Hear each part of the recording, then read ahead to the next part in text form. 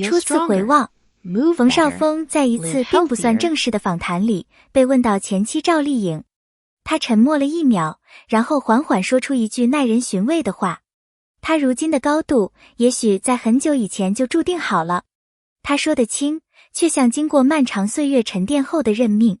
那是一种带着欣赏、无奈，甚至一点点自责的复杂感情。而如今的赵丽颖，则像一束从土地深处冲破泥土的光。没人再把她和土气小地方女孩这些标签联系在一起，反而是许多曾经质疑过她的人开始追问，她到底是怎么走到今天的？与此同时，冯绍峰的状态却变得低调、安静，甚至隐隐有些落寞。命运没有提前说明，一切都在悄悄改写。他们曾在同一点相遇，却在不知不觉中走向不同的方向。这就是人生最真实也最残酷的地方。有些人注定靠自己爬上高峰，有些人却在拐角处停下脚步。河北廊坊，那是一个普通的不能再普通的小村庄。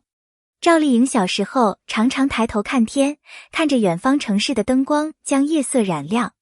她不知道自己是不是能走出去，但她知道，那是她想要的未来。父母忙着劳作，弯着腰的身影深刻进她的记忆里。那不是她想重复的人生。她明白，只要她不努力，她的一生就会这样被锁死。她拼命读书，拼命寻找机会。他曾想通过空乘工作改变命运，却因为费用太高而被现实按在原地。可是他没有怨，他去做文员、销售、服务员，哪里需要人他就去哪里。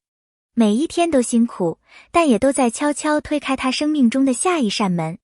谁也不知道，这个在城市里奔跑的小女孩，正在靠着骨子里的倔强，慢慢改变自己的命运轨迹。2006年是他命运真正转折的一年。雅虎搜星比赛把这个毫无背景的小女孩推到了众人视线里。她没有人脉，没有资源，没有表演基础，但她有别人没有的东西，笨拙却坚定的认真，以及不怕吃苦的狠劲。她像一颗被丢在荒野里的种子，只要有一点光，她就往上窜。每一句台词她都背到反复咀嚼，每一个表情他都练到镜子里看不出破绽。没有人能预料他将来会站上什么位置，连他自己当时也不知道。但命运已经给了他第一张入场券。如果说赵丽颖是从零开始，那么冯绍峰的人生则像自带滤镜。他出生在富足家庭，童年就能接触艺术、舞台和资源。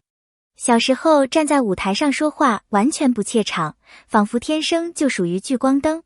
之后他顺利进入上海戏剧学院，毕业后资源不断向他靠拢，事业、名气、外貌都在为他铺路。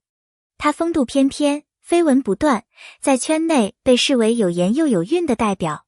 对他来说，成功不是难题，难的是保持专注与稳定的心。而这恰好是他与赵丽颖的最大差距。他的世界靠努力换光，他的世界从一开始就有光。在第一次相遇时，他们注定看不见彼此。2008年的某个片场是他们第一次真正意义上的遇见。他是剧中的灵魂人物，光芒自然聚焦在他身上。他只是跑前跑后的小丫鬟，存在感几乎为零。两人之间没有故事，没有交流，甚至连多余的眼神都没有。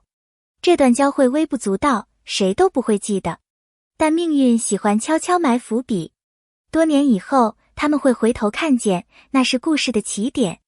赵丽颖的成功并非突然爆发，而是无数小角色和努力积累的结果。她从不抱怨，不争抢，不摆架子。她只做一件事，把手里的角色演好，演到别人无法忽视她。她的态度让整个行业的人对她改观。观众喜欢她，因为她接地气、努力、真诚。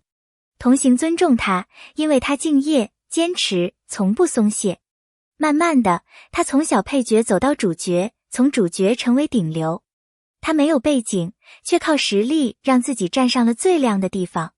别人说她像灰姑娘，但她自己知道，她不是等王子的人。她是自己打马冲出泥泞的人。多年后，在另一部合作作品的片场，两人以完全不同的身份站在一起。他已是顶流，拥有极高国民度；他是资深实力派，稳扎稳打。戏里戏外的相互配合，让两人渐渐靠近。他们的关系不像轰轰烈烈的爱情，更像是从陌生到理解，从理解到接纳的自然靠拢。没有刻意，没有套路，就是彼此欣赏后的默默靠近。命运在这里真正开始改变方向。当两人官宣恋情时，整个娱乐圈震动，没有人提前嗅到风声，大家都猝不及防。但越想越觉得合理，他们互补、默契，有共同经历。不久之后，他们结婚了，一时间像童话般美好。所有人以为他们找到了正确的人，生了孩子，收获完整幸福。现实却在悄悄酝酿另一种走向。婚后，两人进入完全不同的节奏。赵丽颖生完孩子后，几乎是以冲刺的姿态回归事业。她要突破，要转型，要提升，她的目标比以前更远。而平少峰选择放缓，他想把更多时间留给孩子和家庭。他想稳稳地、慢慢的生活。节奏不一样，价值观就开始拉开距离，沟通变得困难，误解变得频繁。在某档节目中，冯绍峰那句带着无奈的话：“你到底因为什么和我结婚？”像一把刀，把所有问题都摊开在光下。2021年，他们官宣离婚。像他们的感情一样，体面而克制，没有互相攻击，没有翻旧账，只有一句：愿未来更好。赵丽颖依旧干净利落，目标明确。冯绍峰沉默，把陪伴孩子放在第一位。不是不爱了，只是两个人在追求不同的生活方式时，终究会走向分岔口。这不是失败，而是成熟。3年时间，改变的比想象的更多。赵丽颖持续突破，作品质量提升，角色深度变强。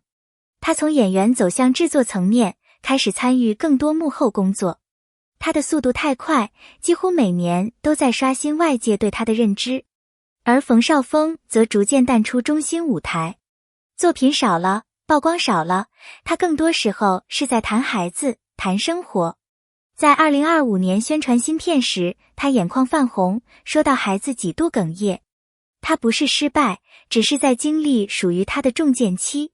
人生不可能永远顺利，有的人需要用力冲刺，有的人需要停下来修复。这段关系告诉我们，婚姻不是童话，而是现实的磨合，是节奏一致，是目标相同，是价值观靠拢，而不是我爱你就能解决所有问题。他们曾互相吸引，也真心牵手过。但当两人的脚步越走越不同，放手反而成为成全彼此的一种方式。这段故事让我们看到，成长不是并肩走，而是各自走；人生不是同步线，而是分岔后的继续前行。感谢你读完这段真实、深刻、充满力量的故事。如果这段经历也曾让你有所触动，欢迎在评论区留下你的观点。你觉得人生走向是靠运气、选择还是坚持？别忘了点下订阅，留下评论，你的每一次支持都会让更多人看到这些真实而动人的人生故事。我们下一个故事再见。